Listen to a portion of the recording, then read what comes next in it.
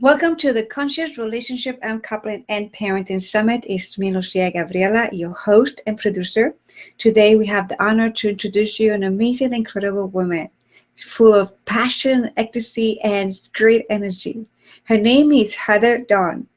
Heather is an intimacy, touch, and relationship coach. She has been teaching Tantra for 15 years. She has also been an intuitive healer, body worker since she was 9 years old.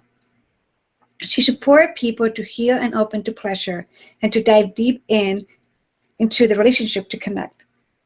She's a certified Tantra educator, certified Kundalini yoga instructor. She's been a certified massage therapist since 1989.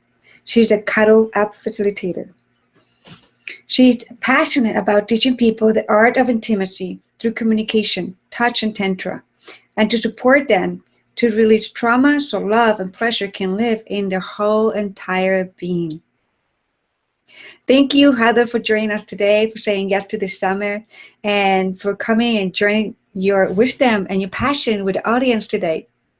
Thank you for inviting me. I'm so excited to be here with you. Yay. Your energy is so delicious already. I'm so excited.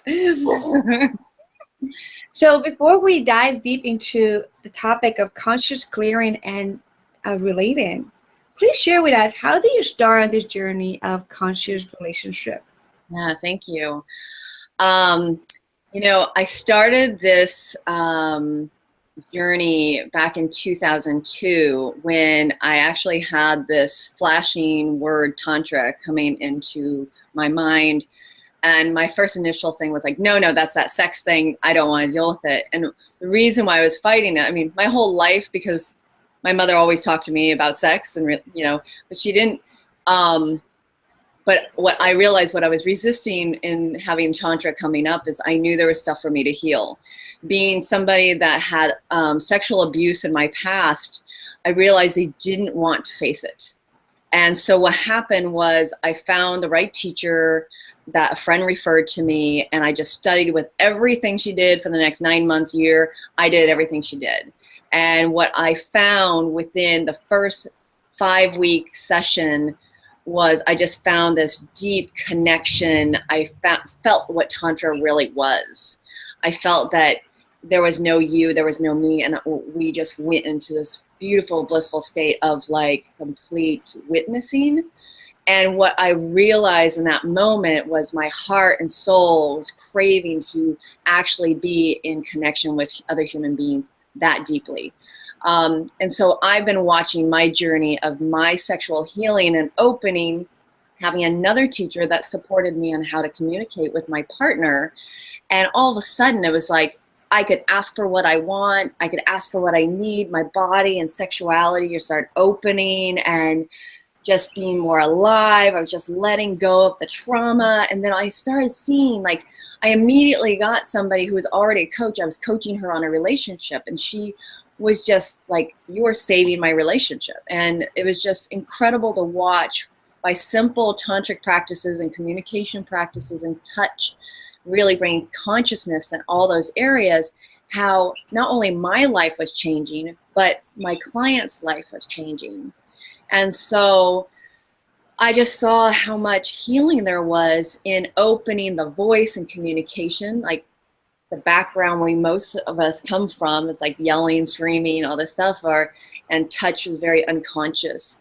But to bring in conscious lovemaking, eyes open, communicating, asking for what I want and need, and watching my clients also change as I coach them, just was profound. And so 15 years later, here I am teaching erotic sensual massage for couples. I'm teaching lingam and yoni massage to couples and getting them to not only bask in their eroticism and their pleasure, but also to get them to just connect really deeply in communication and touch and all that yummy stuff that just is so profound and beautiful. So yeah, that's been my journey. I love your energy. It's so delicious. And I also, because I've been following to you for a while, it has been just delicious to see your expansion, but also your passion for helping others, individuals, to really get into that erotic state, and especially couples. And that's pretty much how I connected with you, because I saw one of your posts or one of your events that you were hosting, and I saw that erotic massage sort of thing. I was like, wow, somebody's really doing that. How delicious. So it's so beautiful to see that the work of that type of consciousness and awareness of healing is happening, and it's being presented in a very in a beautiful way that it carries integrity and sacredness. So I'm so honored to have you here today. So yes, conscious clearing and related, that's going to be the topic for today. So we're so excited and honored to learn from you today, Heather. The presentation start now. So I'm so excited to be sharing on this topic today of conscious clearing and relating. It's one of my passions to share this with people. I believe it's comes from this deep place of seeing other people, and in my childhood where there was lots of yelling and shutting down, and my stepdad would like go mute for 3 days, and my mom would just drive in her car and come back home. And I realized that was not how I wanted to relate. And so I luckily found teachers that were beautiful and wonderful that showed me a different way of communicating. And so I love teaching this to friends. I love teaching this to my clients. So many of my clients show up and they are saying that they have something wrong with their sexuality. What really is fascinating is what's interesting is that it's not necessarily something going on with their sexuality as much as it is with their communication. And so what I find is when we work on the communication, the sexuality and the heart opens, and then we coach very little. I coach very little in the sexuality then, because the communication has opened the heart, has opened the sex, because there's normally blocks. And when we have those blocks, we can't be intimate and we can't be sexual with our partners when we have something in the way. So I'm going to give you 5 really simple steps that you can use in any relationship, whether it's a beloved, your wife, your husband, a friend, your colleagues, whoever it is. If you have something to clear with them, these steps are amazing. So I'm going to tell you the setup first, and then I'm going to tell you the steps. So first of all, you want to ask the person, when can we get together? I have a clearing. I want to talk to you about something. And you set aside a time. That time is really important to turn off phones and televisions. Don't answer the door. You say, we're going to be here for the next hour or 2 hours, whatever it is. And if you do have to leave at a certain time, you make sure your partner knows, or the person you're talking to knows that you have to leave at that time. So you're setting yourself up to succeed and setting up for a win-win situation. You also want to, it's really good when you come into these kind of situations to sit and eye gaze and to breathe together and to remember that you're both on each other's side and that you're here to connect heart to heart and to love each other through this process of getting things clear in a way that the other person can hear you and you can be heard. And that's really vital. Just in being heard can be very, very healing. So, and I always recommend to people, if you have something really intense to share and clear, to maybe hold hands and, like I said, breathe together. The touch, especially if you're a touch-oriented person, it's really important because it grounds the person and grounds both of you and keeps you in alignment with your human, instead of getting into, oh my gosh, this person's against me. This person's actually for you. You're working together as a team. And so just remember your intention, like you're wanting to cause more connection and more intimacy. And And the big thing is taking responsibility. And that's part of this clearing that I'm going to get through, is really taking responsibility for your own feelings, your own thoughts, your own stories, your own actions. When we can do that, it just opens up a whole entire world of open communication, and then people can relax. And also just remember that you always ask questions to your partner. Questions are a lot more gentle on the system than being accusatory. So let's get to the first step.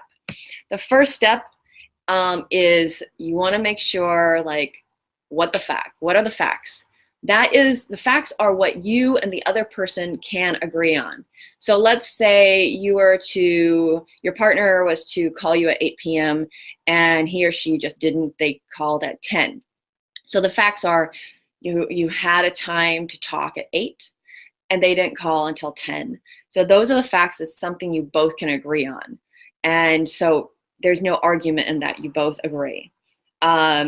You don't go into story, you don't go into anything, you just say the facts. The facts are we had a time to set up at 8 o'clock to talk, and you didn't call until 10 p.m. Those are the facts. That's it. Really easy. Then what do I do with the facts? This is typically the hardest thing for people to get. What's the story I tell myself? A lot of times we think, oh, well, he doesn't care or she doesn't care. And we believe that to be true. Well, the fact is that's just a story we're telling ourselves. The story I'm telling myself, let's say in this situation, well, you didn't call, so the story I'm telling myself is that something else was more important, you didn't care, you forgot, I don't mean a lot to you. Whatever the story is, you tell yourself. You don't know if it's true, you just know that they didn't call and you made up a story as to, why they didn't call, or a belief, or I think that you didn't call because you really believe our relationship's over. Whatever you imagine in your head, it's not the truth. Sometimes it can be. Most of the time it's not. It's just that chatterbox inside our head, those little gremlins. So really getting clear on what story is. And it's really important to tell your partner what a story is also before you start. Like, when you have the same language, like I tried this with my mother and I tried to explain it to her, and then I went into the clearing. It was really funny. Didn't work because, yeah, she didn't understand what story was. And so it's really important to let them know, like, I know this might not be true, but this is what I told myself. And so you're being conscious and responsible in your words and your story. And then your emotion. And a lot of people think of emotion as when you say, I feel, it's like, I feel you took advantage of me. That's not a feeling. A feeling is happy, sad, glad, mad, afraid. Those are emotions. Even emotions are not, I'm confused or frustrated. Those are mental things. So, and if you want a list of emotions, you can go to like NVC, Nonviolent Communication, and they have a list of emotions that you can work with. But then you say, the fact is you didn't call. And at first I really wondered if you were okay. But then when you didn't call, I got really angry. And then I got sad because I thought, wow, what if, I just got really sad because of maybe a story. And then you go back and my story was because I thought maybe we're over. And it's really clear to get into your emotions and not the story. A lot of times when we say emotions, we go into stories. So be really clear on that. And then what do you want and what do you need? Like sometimes people just need to be heard, and that's all you need. And that's just healing right in and of itself. Also, sometimes you need to ask for what you want and need and make a request. This is a great place to do it. What I want is for you to really hear me and hear where I'm at. And what I'd like is to know your side. I'd like to know what happened, why you didn't call until 10 p.m. And I would love to make a request, and that request would be, I would love it if the next time you couldn't call when we had a time set, if you could at least text me and say, I can't talk right now. I'll talk to you later, something. And and you just put that out there. They don't answer right then. They're just really consciously listening. And it's something to let you know through this whole process. If you're really, really charged and you're really, really triggered, it's really good to speak in really short sentences. And it's really good for your partner to speak back what you said. So they're really hearing you and you're really hearing them hear you, because sometimes our past and stuff can get in the way. So you can repeat exactly what they say. It's best word for word, but as long as they get the idea and they can repeat back what you said, it's really important, especially when it's a really charged situation. And then what do I own? This is really, really, really, really important. What do I take responsibility for? What is mine? So maybe when they didn't call, you went into your childhood thing where your mom or dad didn't come through with you on something, or maybe they said they were going to be there for you in some kind of situation, take you to Disneyland or call you and let you know that they're on their way home, and they never did. And it brings up that anxiousness, that out of controlness, that sadness, that anger. And so what can you take responsibility for? And also your story, as in, what do I own? Oh, I always seem to go back to this thing that says I'm not enough, or they're going to leave me. That's what you can own as well, your story. And so it's really good to own like what it is for you, what's going on. Because what happens is when we take responsibility and when we own our stuff, the other person can relax. And they can just go, oh, wow, okay, I get where you're coming from. Oh, wow, you're taking ownership, you're taking responsibility.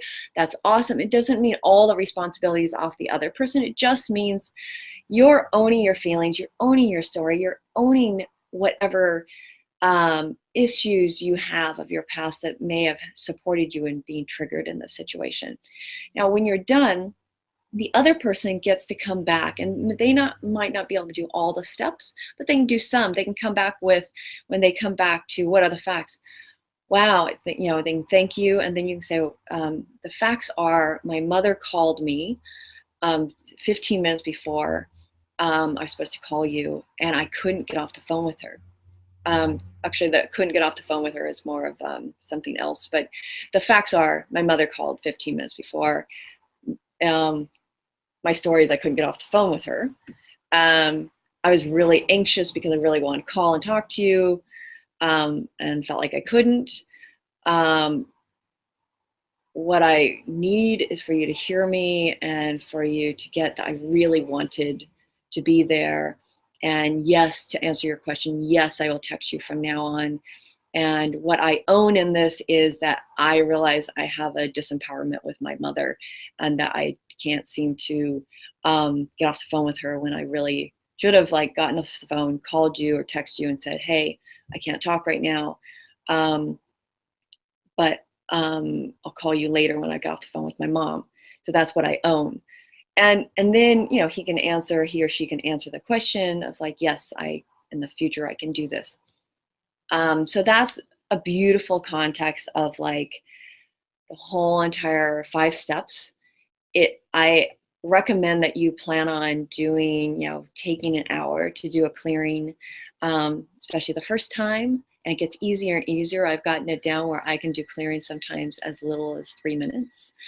And it's just a really great way also to process things with yourself, and say, oh, wow, this is my story. And sometimes you can clear it on your own and you don't even have to talk to your partner. So this is only one part of my work. So I want to share with you a few other things about conscious relating. And so remember, everybody has a viewpoint. And just know that, like anything, you can have your own viewpoint and your partner can have your own viewpoint, and just know that there's always 2 sides to each story and situation. And remember that you can be angry with somebody and you can still love them. Just because somebody's angry at you doesn't mean that there's not love. And you can really come back to that beautiful place of wow, okay, I'm angry and I still love you. Or they're angry at me right now, but they still love me. And remember to come back to asking questions, and instead of accusing your partner or your friends, because really when we ask questions, we can kind of we can understand them better, and we kind of get an idea of where they're coming from. Yes, and this just also honors yourself and honors them, in the whole entire thing, and letting go of the yelling, letting go of the accusatory, it, letting go of the meaning-making machine that we have in our minds that we seem to live by sometimes, and really learn to be a great listener. So that's only one part of my work. I want to share with you a few specials. I work with people on Tantra, whether it's I'm coaching them on the relationship, or so sometimes it's breath work and eye gazing and conscious touch. And I'm doing this whole entire day of intimacy and love where you get to choose from a number of different things. And it's really specialized to you and your needs with your partner, whether that's conscious touch, or you want to learn how to give your partner sacred spot, or a lingam massage for healing and pleasure, different strokes to pleasure your partner, learning how to speak your truth with love, getting into your erotic sensual self. I teach classes on how to use your whole entire body to massage your partner. And so that can be part of this beautiful day. I'm going to teach you that, or do body work and show you guys. A lot of couples will come to me and go, I don't know how to pleasure my partner. I don't know how to give my partner just a therapeutic massage. And so I step in, and since I know like the art of touch, and the touch is so healing, whether it's erotic, sensual, sexual touch, or whether it's just holding, embracing, cuddling touch. And so I guide you through what is for you guys' highest good of like having this erotic, sensual, beautiful, connected, communicative day. And you spend the whole day with me. It's in my home. I can also come to you, but there's travel fees involved there. And then I can also do this via Skype. I can coach you one-on-two via Skype and take you through the same work. I can't do body work, but I can guide you through connecting more deeply, communicating more deeply, getting back into your love for each other and falling more deeply in love with each other and enlivening your relationship. I love this. It's just so beautiful. And I can do that in a package where you come to me for 5 sessions. You can see at the bottom where, I do a lot of trauma release as well, whether that's one of the partners or both partners, and I can show you how to hold space for your partner when stuff comes up, and to really hold space. So I want to invite you to any one of these. I have workshops every single month, either on yoni massage, lingam massage, body dance massage, cuddle up.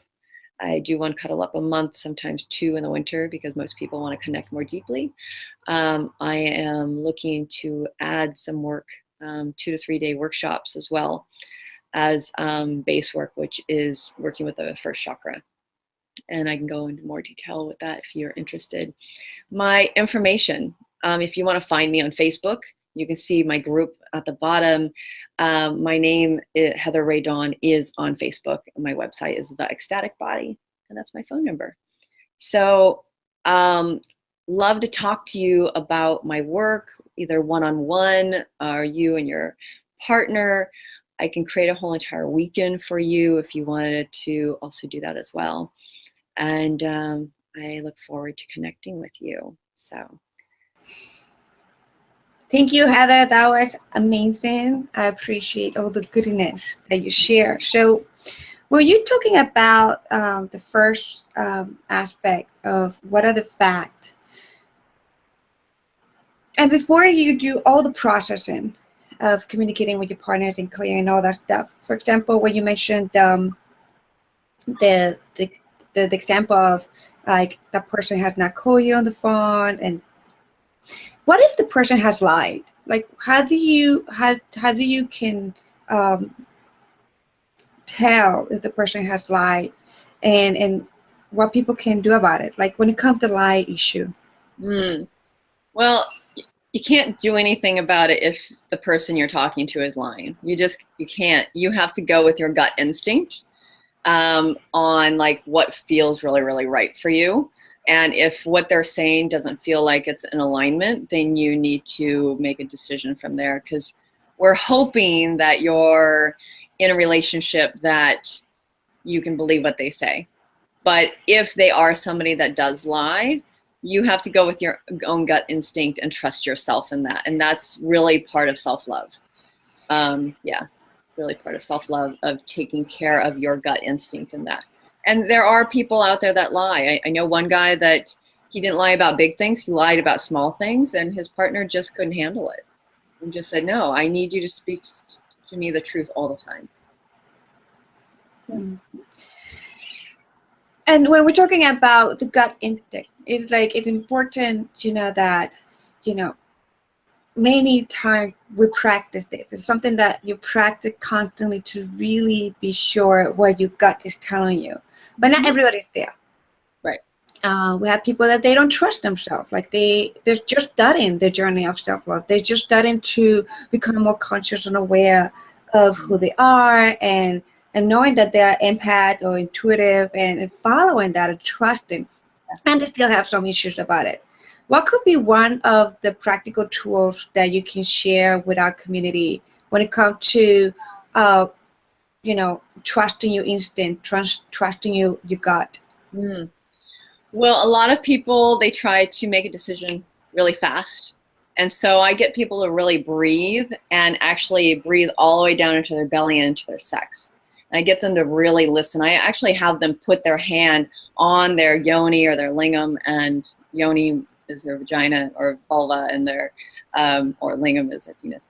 And I get them to put their hand on their lower belly, because these are your power centers. Really, I mean, your power center is higher up, but it's your power center to make decisions.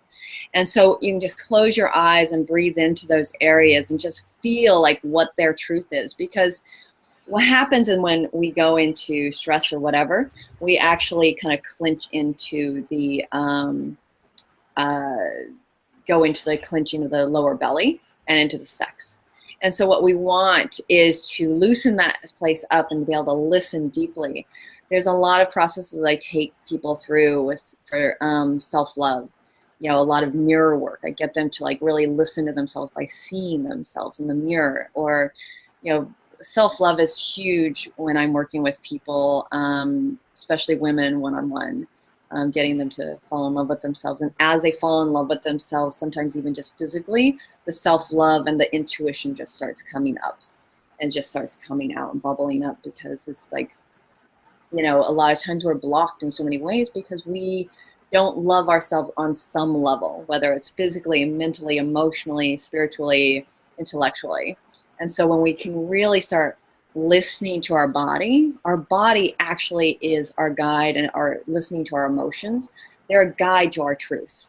And so slowing down, taking long, deep breaths, getting into our belly, getting into our sex, and like just listening and feeling into that really tells us our truth. And that's a really great place to also just start learning to trust ourselves and getting into our power center, which is our solar plexus. Beautiful. Yes, I'm just taking some notes, like always. I always recommend everyone to take notes. Yay. So I love that you bring in this concept of like getting into your power center and really connect with your power center on a physical level, where you put your hands in there, not just the vision of it, because it brings like a different level of intimacy with self. And I love that aspect of self-love too. It's just that it's the foundation of our own awakening, our own awareness, and the foundation for us to give ourselves permission to be and just be and explore all aspects of ourselves, and it's beautiful to bring that work in couples and in people to start loving themselves more. Beautiful. Yes. So when somebody has had the issue of, again, back to the example of the timing, not calling at the specific time that it was agreed upon.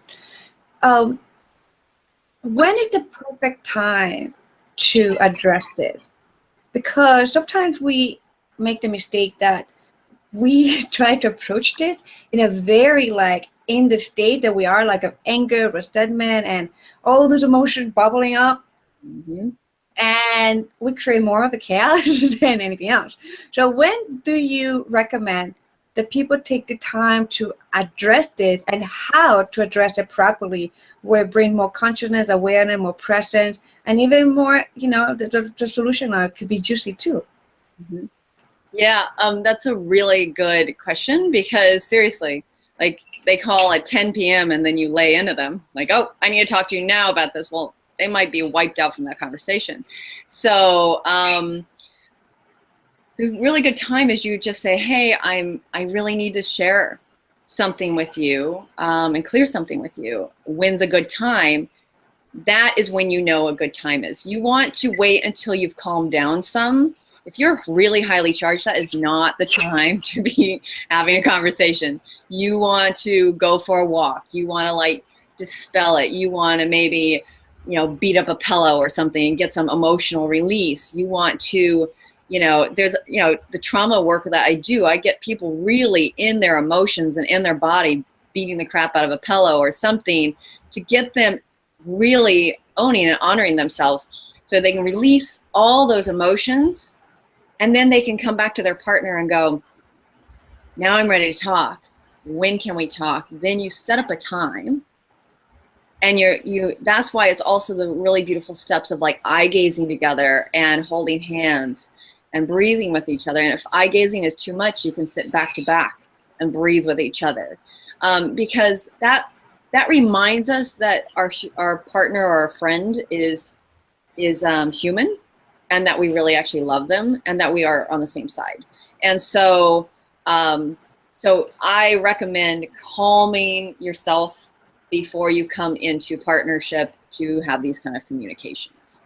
And that could be a few hours, that could be an hour, that could be a few days. You don't want to hang on to it too long. Like I tell people, if you're triggered by something, I personally like to talk about it within 24 hours, no longer than 3 days, because the more we harbor these things, the more we can create that story to be bigger and bigger in our system.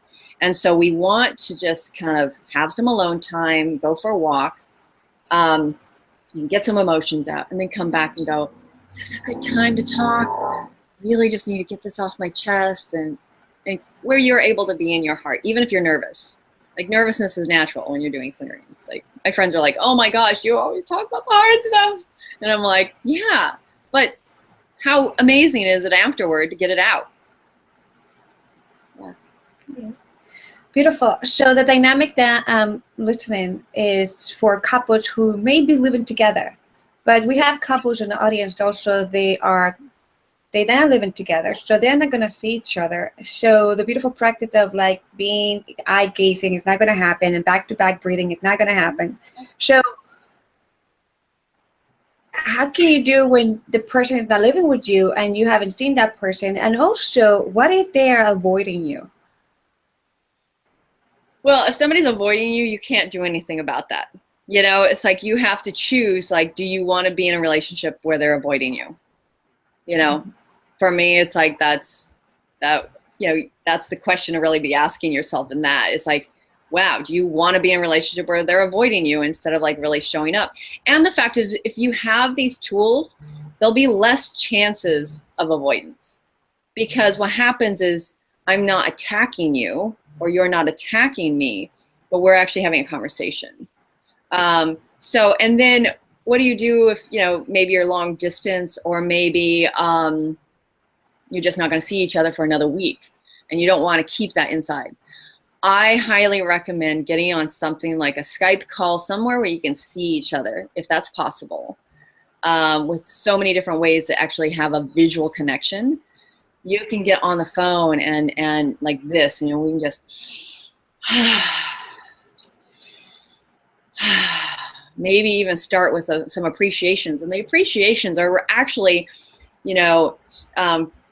good for both parties. It's not just one way. It's literally like, wow, I want to remember what I appreciate about you before we go into this, because I want you to know I really care and love you. And that's the thing, that we're talking clearings, but I mean, sometimes I'm coaching people on the hard stuff, as in like, I'm in love with you. Like some people are having a hard time with that. You don't have to go through the clearing model for that, but it's like, some people are having a hard time speaking that way, what we would consider the positive emotions too. So yes, I would say get on Skype and do it that way. If it's like you have to do it now and there's no way of getting on something where you can see each other, you can do it over the phone. Do not communicate via text or writing, because that is the worst way to communicate and to cause things to be so much worse. Even when you put the story down, even all that stuff, even if they're really versed in this, it can still bring up a lot of stuff because we don't know tone. Tone and expression is so important, because you can say, it's like looking at your cat and going, bad cat, bad cat. Cat's not gonna know or you're saying, good cat, good cat. Cat's not gonna know, cats read energy, so you want to know like what their expression is, what you're feeling from them, and this and the other, and hearing the tone. So that is a really good way to do that, and you're breathing and connecting with each other. I even recommend to people, like sometimes depending if they can do it healthy, because of the emotional release stuff I do with people, they can be in the same room using no words. Like let's say they do a clearing. I did this actually with one of my friends. I did a clearing, but there was still all this tension in the room. And so he and I just wrestled and to get the energy out. Or you can take a pillow and just beat it on the floor, beat it with the pillow, and you're not saying any words. But it's healthy for you to just get out the residue of the energy that's still built up in your system. But it doesn't, you could do that via Skype too. Beat up a pillow. But use no words, use gibberish if you're going to use words. I totally resonate with you, because one of the things that sometimes when I have clients showing up and for the session, they're like so emotional wrecked sometimes that just like go and just scream loud. They're like, no, my neighbor's going to hear me. Just get the emotion out and just get it out of your system. It's okay. It is okay. And what I love is that you're bringing up the aspect of energy.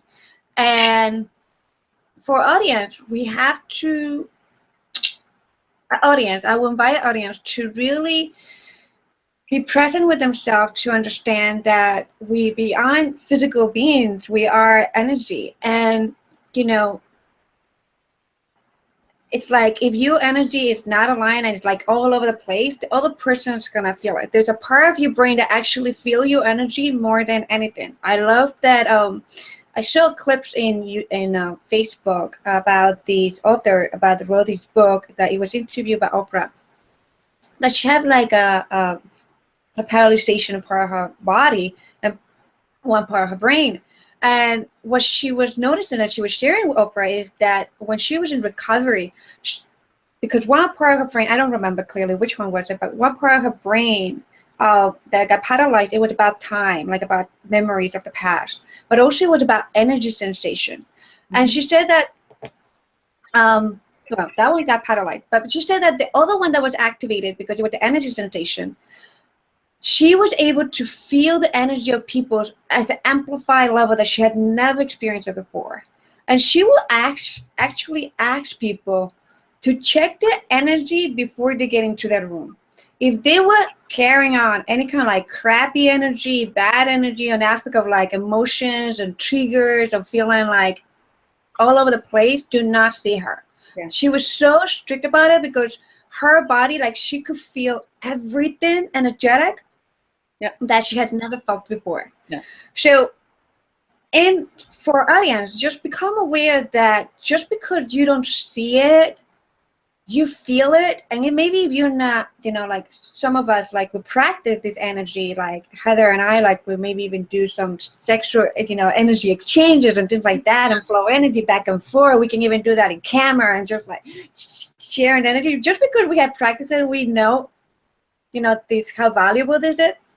For you, if you're just new to this, just become aware that every word you say, every thought that you have, or you filter, everything is an energetic component, and you must become the master of sensing that energy and expressing it in the proper way. Not just for yourself, but for the people that come, you come into the room with them, into the relationship. So I love that you mentioned that about energy. Yeah, energy is really important. So I remember with a family member, his voice was really calm and he was talking to me, but his energetics were screaming at me. And it was funny because I talked to his wife later on, and she's like, yeah, he gets that way. Because I was like, you're yelling at me, but you have this calm voice. And energetically, he was so pent up and wound up about the situation that he had all that charge.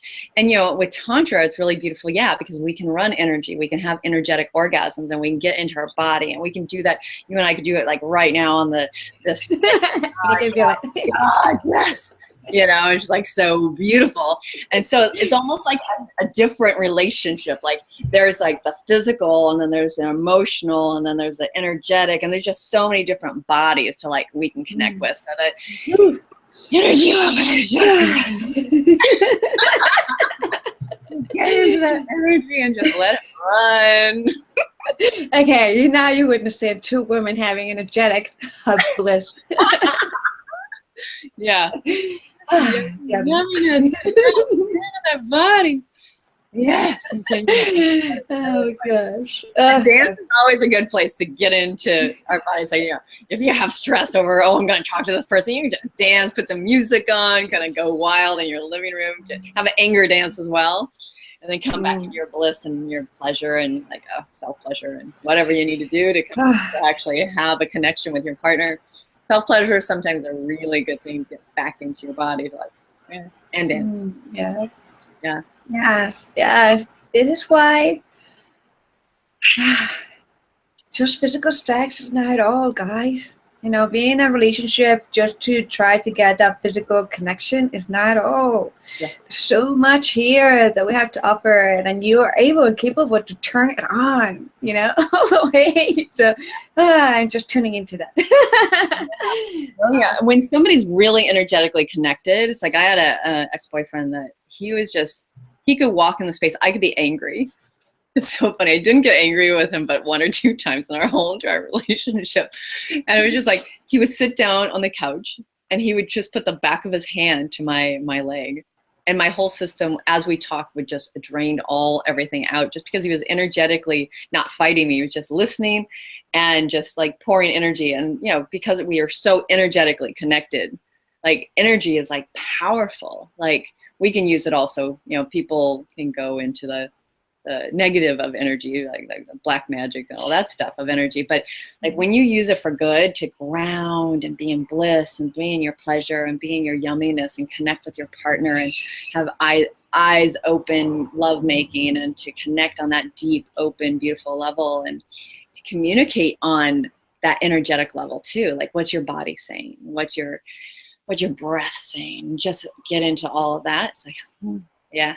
And coming back to like the, having sex just physically. Well, once people get into Tantra, it's like they kind of like take their sexual nature to a different level where you can't really make love anymore with just the physical. Not that you can't have that animal raw, just, having sex. You can have that, but you can have it on an energetic and physical level where the heart and everything's involved. But when it's just physical, it's like the body doesn't get as turned on. And so I love like when I'm teaching, like especially women, some men, like teaching them about making love to themselves and include the whole body, including the energy, including, whether you want to have an actual climax or whatever, great. If you don't, just have that energy running through your body and teaching them different strokes for their whole body, including their sex, and getting out of the normal way of like self-pleasuring and getting into the whole body.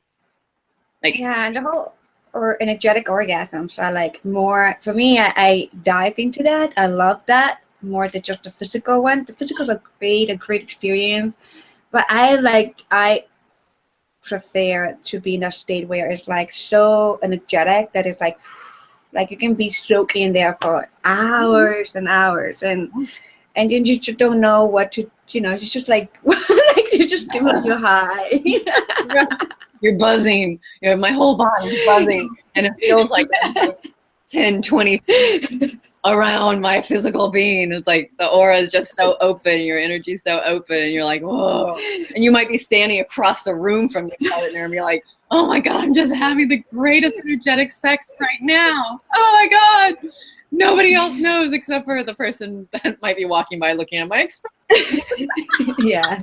Yeah, it's just like just that beautiful bliss of just being in connection with the wholeness of yourself is just beautiful. And when before we wrap it up, I just, when you were talking, an insight came up too that, you know, in my relationship, even with my daughter, in our relationship, we because I have been coming so in tune with the energy that I carry and the vibration of the words, that I'm changing my vocabulary every day, and you know, that consciousness and that, you know, awareness with who we are.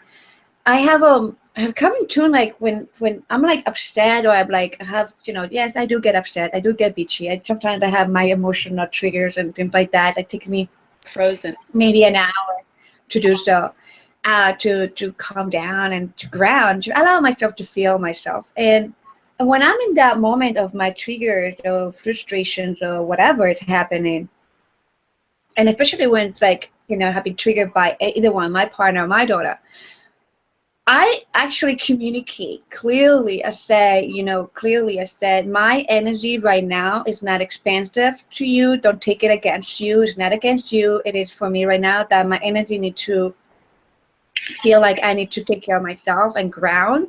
So you may feel that I'm pulling away from you because it's like my whole energy is there. So when I communicate that my energy is like pulling in, they become aware that it's not against them, but it's like I need my time to do my alchemy.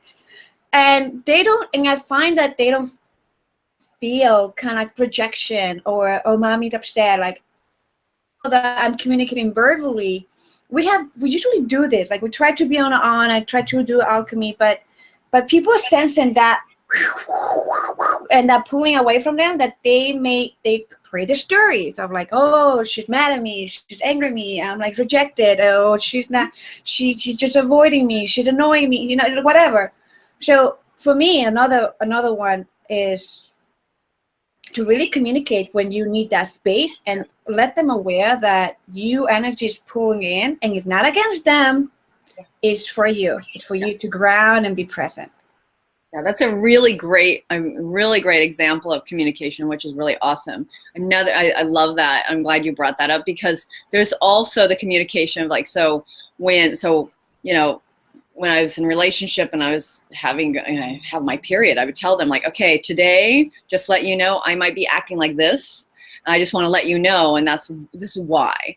And it's great to like set our relationships up to succeed. You know, because our energetic body, like, you know, you need to get stuff done. So you're pulling all your energy in to like get that stuff done. Well, you can't be being in 5 different places helping everybody else when you need to do that. Well, same with our cycles. We need to like really take care of our body and take care of ourselves and not be spread out all over the place. As well as like what I find is fascinating also is like there's times that like I go for a self-care trip and I'm just focusing on me. And what happens is like I get no phone calls, I get hardly any texts or emails or all this stuff. The moment I'm back, like this happened this last week, I was out. I was just off the grid for 7 full days. I came back on Sunday night. Monday, my energy opened. And it was like my workshop on this sacred tantric massage sold out that day, just because my energy opened. It was just like, it's just powerful to watch how when we're energetically closed and we're not, you know, open, like everything just kind of closes with us. Like, you know, your family could very easily go, oh, well, she's mad at me, I've done something wrong. When really it's like, no, I'm taking care of myself. And it's good to communicate those things. Yeah. Yes. And it is powerful for anyone who's an entrepreneur.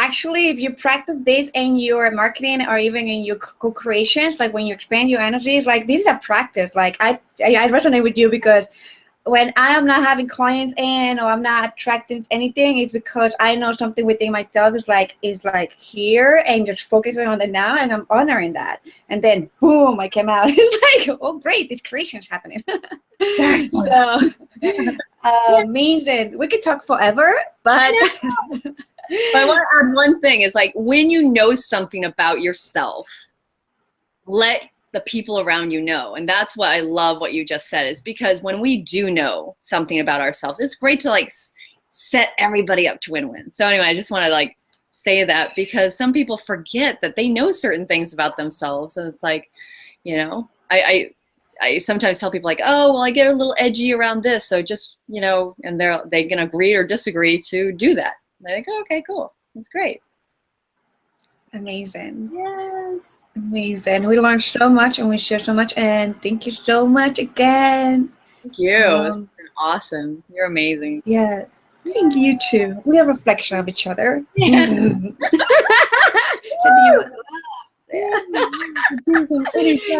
Oh my God. I forgot what to do next, but anyway. Great thing about energy. There's so much great thing about energy. It's safe sex. Oh my gosh. Awesome. Beautiful. I love this. Love you. This has been beautiful. Thank you. Love you so much. Thank you. Appreciate you again. I even forget your name. Heather Rhea Dawn.